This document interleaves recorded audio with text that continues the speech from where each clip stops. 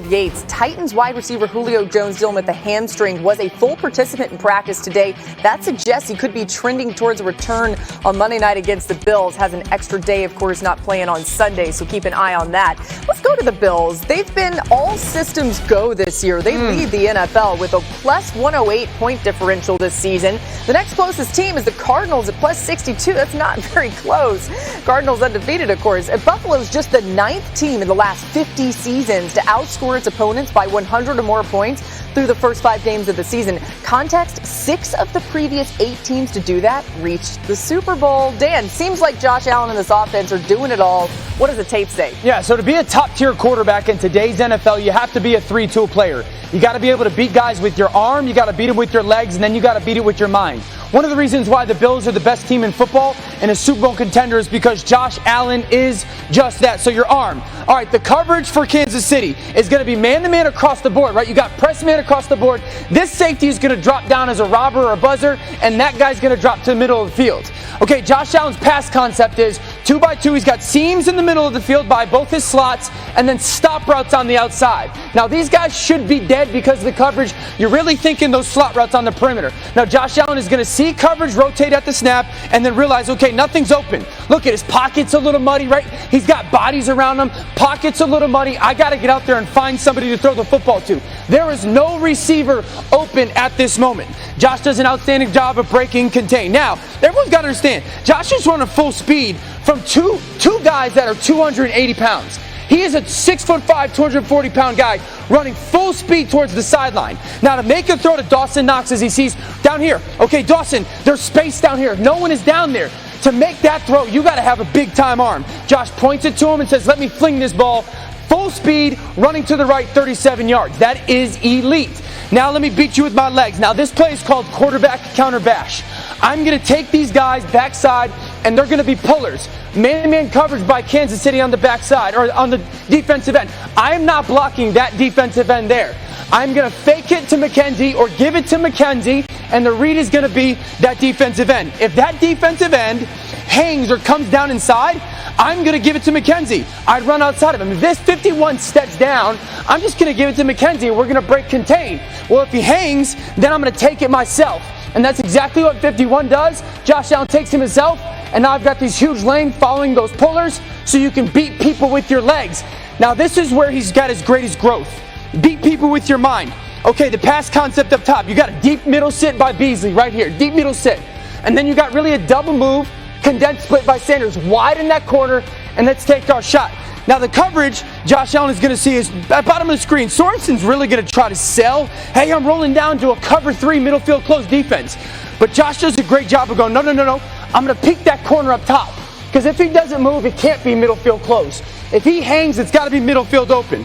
Now, if I want middle field open defense, I got to get that safety. I got to get that safety to commit down. Now, Josh does an awesome job, right? Look at Josh right now. He's got his eyes at that safety, right at Beasley, like, I want to open up this window for that double move to Emmanuel Sanders.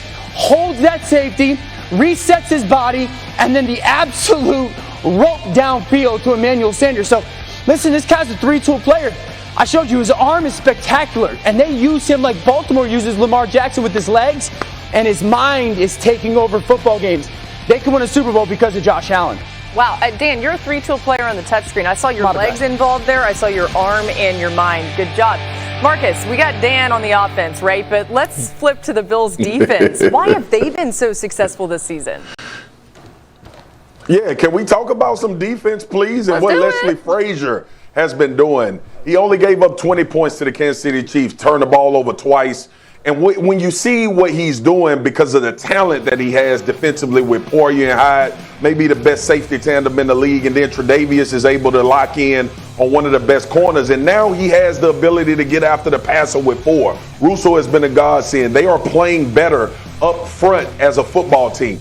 But when you think about this team pitching 2 shutouts, when you think and you think about what they did to the Kansas City Chiefs, and you match that with what Dan just illustrated about how this offense is rolling, this is the most complete team in football based on where we are right now. And when you think about this too, take Leslie Frazier and give him guys that can move, around and that are smart enough to be where they need to be when the play and the snap happens, and he can take advantage of what offenses are doing. Look, we talked about the two-cover shell with Patrick Mahomes, and we said that all defenses do it, but all defenses don't have the type of guys that Leslie Frazier has. He understands he can do some magical things with his personnel, and he's doing it at a very high level.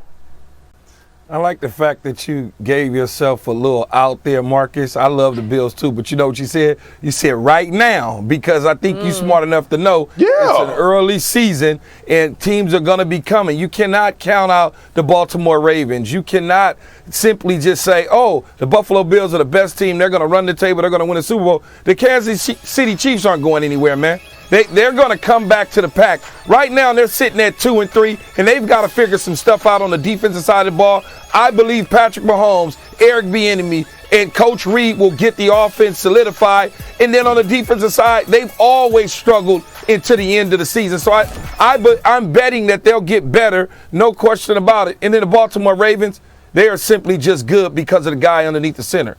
He is a freak athlete, and he has them playing at a different level. So those three teams, for me, even though that record in Kansas City looks a certain way, they're still even. Yeah, you can't ever count out Patrick Mahomes. Keith, thanks for being the voice of reason there. Let's get to some DraftKings predictions. The focus today is Cowboys-Patriots. Keith, we start with you. Who has more receiving yards Sunday, CeeDee Lamb or Amari Cooper?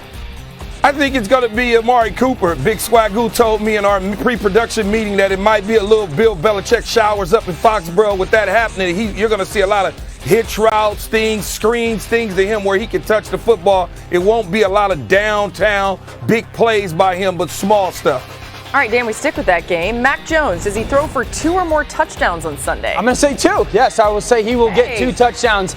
Mac's got really, really good moments of football right now. Aguilar, the tight ends, Jonnu Smith, Hunter Henry's become in the past couple weeks, a big guy that he's trying to feature football-wise. So I like Mac Jones's decision-making.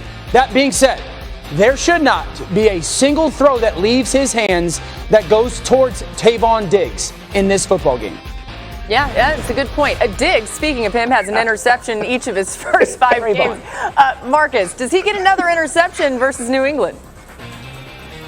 Tell him, Dan. Tell him. But yes, he absolutely does, because the one thing that people have to understand about Trayvon Diggs, he's making tremendous plays in man coverage. But he'll go rogue to pick you. And I think he's going to try to play with Mac Jones' mind and bait him and allow him to think that he has a window and jump that thing. So I'm looking for Trayvon Diggs to get another one. If he get another one, I'm glad y'all you know called what's him his going to right happen name. Monday. I'm glad you called him his right name, Trayvon Diggs. You're going to go crazy.